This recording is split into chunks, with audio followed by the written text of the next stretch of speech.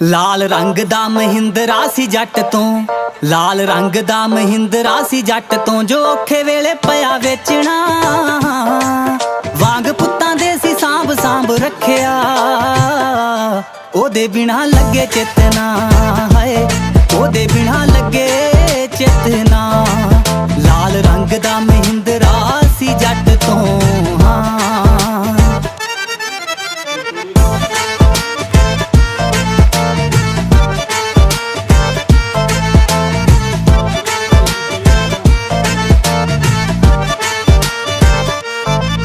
ਦਿਲ ਕਰਦਾ ਨਹੀਂ ਸੀ ਚਾਬੀ ਦੇ ਦਿਆਂ ਜਦੋਂ ਉਹ ਆਏ ਲੈਣ ਵਾਸਤੇ। ਫਿਰ ਕਰਨਾ ਹੀ ਪਿਆ ਜੇਰਾ ਤਕੜਾ ਮੈਨੂੰ ਛੋਟੀ ਭੈਣ ਵਾਸਤੇ।